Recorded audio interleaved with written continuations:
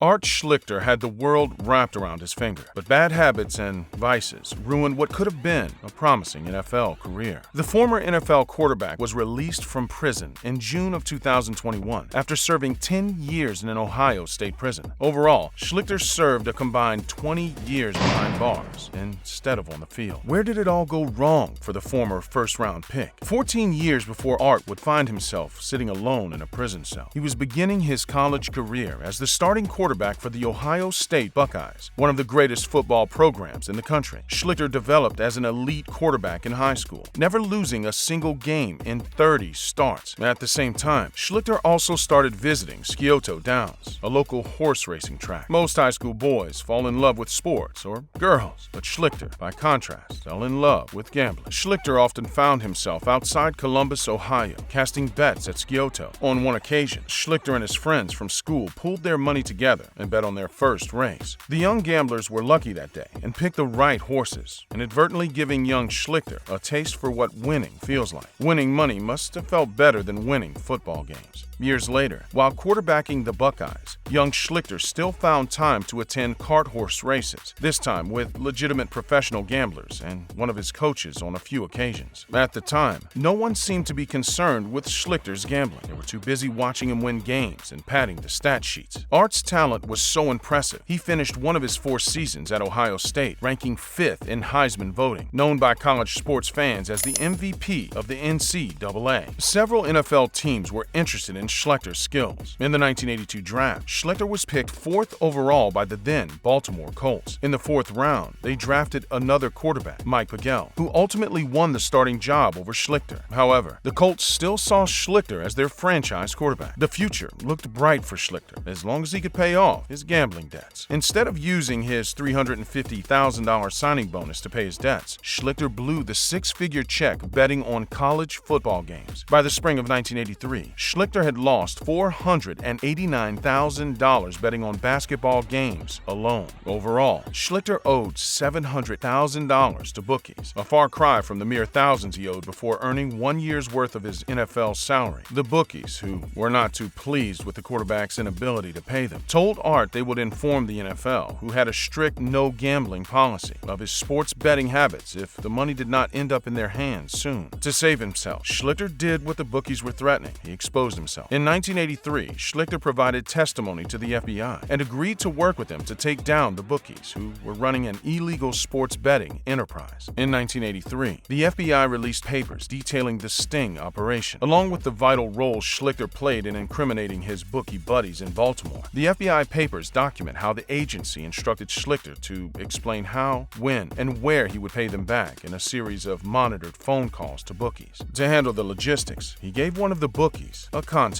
who, of course, turned out to be an FBI agent pretending to be Schlichter's friend. Schlichter's so-called friend was tasked with negotiating a debt settlement between the two parties. Schlichter, or the FBI agent, agreed to pay off the massive debt in 3 installments. The first installment would be a briefcase containing $65,000, which would be given to them at Port Columbus International Airport, along with a pair of handcuffs. Thanks to the FBI, Schlichter's sports betting scandal became less embarrassing for him, though he was still indefinitely suspended by the NFL for violating their no-gambling policy. Schlichter's punishment was softened to 13 months instead of forever, in part because he promised the league he would get help for his addiction. His cooperation with the FBI certainly helped Schlichter look somewhat remorseful. However, the act wouldn't last long. The addiction treatment Schlichter promised he would participate in during his 13-month suspension didn't work because the quarterback never stopped gambling. Though Schlichter had bet on other sports besides football, the mere rumor led the Baltimore Colts to release their former future quarterback only 5 games into the 1985 season. Still considered a promising young talent, Schlichter was picked up by the Buffalo Bills. However, the Bills decided to go with another young star named Jim Kelly as their starting quarterback, leaving Schlichter out to dry in the free agency market. While out of work and to kill some time, Schlichter began betting through an illegal sports betting enterprise, which, when investigated by authorities, implicated the jobless quarterback, resulting in his arrest. And on top of the defaming arrest, whenever Schlichter did get a chance to play, he typically squandered the opportunity. As the 4th overall pick in the 1982 NFL Draft, Schlichter only played 13 games. He threw 91 complete passes on 202 attempts in those games, only throwing 3 touchdowns while tossing 11 interceptions. He had a below-average quarterback rating of 42.6. By NFL standards, these were third-string quarterback stats, far below the expectations for a high draft pick. 5 years after his rookie season, in 1987, Schlichter took his talents to the Canadian Football League. He also took his gambling habits along with him. Schlichter found it easy to land a starting job on the Ottawa Rough Riders in 1988, where the bar for talent was set much lower than in the NFL. However, before Schlichter could get a chance, he suffered a rib injury, and the Rough Riders released him. After recovering from the injury in 1990, Schlichter signed on to play for the Detroit Drive, an Arena Football League team. Detroit Drive general manager Gary Vito saw potential in Art despite all the trouble he caused off the field. Though Vito had to pay off some of Schlichter's gambling debts, he rode the young quarterback to an Arena Bowl championship in 1990. On the surface, it seemed like Schlichter was doing very well. He was attending Gamblers Anonymous meetings as a stipulation of his contract with the Drive. With a championship under his belt, things seemed to be looking up for the Drive and their new franchise quarterback. However, contrary to what was happening on the surface, Schlichter's addiction was only getting worse. While Art was playing in Detroit, his gambling had gotten so bad he had to leave town. Fortunately, another AFL team, the Cincinnati Rockers, picked him up. They assumed bringing in a beloved son of Ohio would draw in crowds. Schlichter lived up to the hype and led the Rockers to the playoffs. However, before he could play for another Arena Bowl, Schlichter retired out of nowhere. Schlichter told the media that his reason for retiring so early was so he could focus on his radio career instead. For several years, Schlichter had been featured on several different radio shows, where he was known to spill the beans on his gambling and fraud stories for his listeners. But something still didn't feel right about his surprise retirement. 3 years earlier, in 1989, Schlichter got married. For Schlichter, the marriage to his new wife, Mitzi, was supposed to be a new start in a new city. He supposedly would have finally gotten the help he needed. The only problem was the city happened to be Las Vegas. Schlichter promised Mitzi and her family that he would change this time. As you can imagine, he didn't. While Art was winning AFL championships, making promises to his wife, and growing his radio career, the former Buckeye could also be found visiting casinos where he would routinely gamble away his paychecks. Schlichter loved playing games, but never seemed to win any of them, so he could continue gambling. Schlichter began writing bad checks to casinos, assuming that he would win and pay them back later. These bad checks kept stacking up until they reached around $50,000. Of course, Schlichter would not avoid getting caught for these blatant crimes, and between 1987 and 1992, he was arrested 3 separate times for trying to pass bad checks in casinos. However, the bad checks and arrests were nothing compared to Schlichter's sports betting, which involved the league Art played for, the AFL. When a Las Vegas oddsmaker connected the dots one day, he contacted AFL Commissioner Joe O'Hara to inform him of his startling discovery. As it so happens, placing bets within your own league is a serious crime. In Schlichter's case, betting on his own games creates a conflict of interest for him as a player. A similar scandal, known as the Black Sox scandal, destroyed the integrity of the 1919 World Series when the White Sox threw the series after getting paid off by a gambling syndicate who bet against them. When the AFL found out that Schlichter was betting on league games, they ordered the Rockers to release and ban him from the league. To save face, Schlichter was allowed to retire.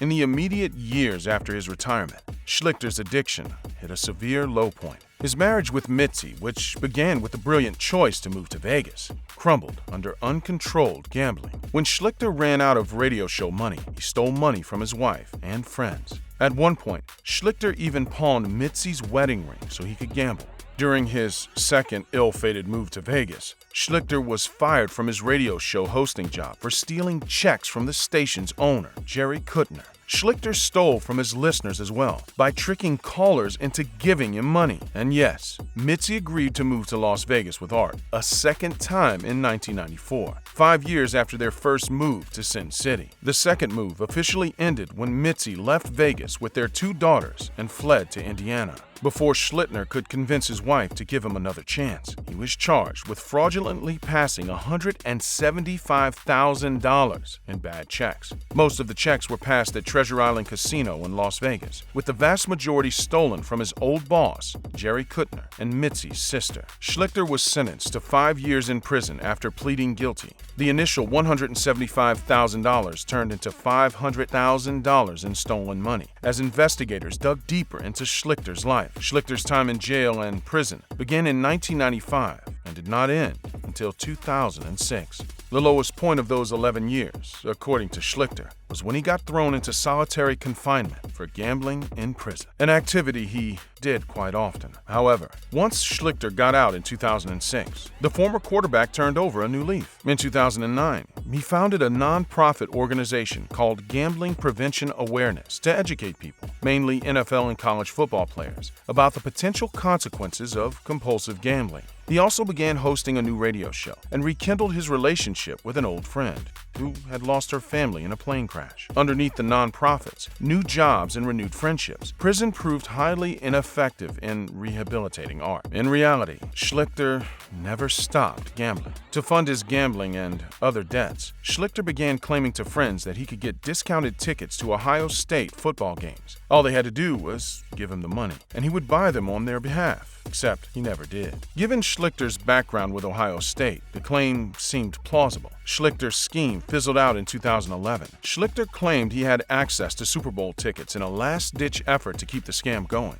However, his efforts failed, and the scheme finally collapsed, resulting in Schlichter turning himself in for fraud. Schlichter's public defender requested medical examinations on Art during his subsequent trial, resulting in a diagnosis of Parkinson's disease and dementia caused by several head injuries sustained during his 20 years playing football. His public defender speculated that Schlichter's head injuries contributed to his compulsive behavior and poor decision-making, perhaps explaining why Schlichter is the way he is. Nevertheless, the court sentenced Schlichter to 10 years in prison and ordered him to pay back his victims the $2.2 million he stole. Now that Schlichter is free, it remains to be seen what he will do next. If he wants to, according to the terms of his release, he can legally gamble, which is interesting, since Schlichter has already been caught illegally gambling in prison for the past 10 years. Click to watch one of these next videos.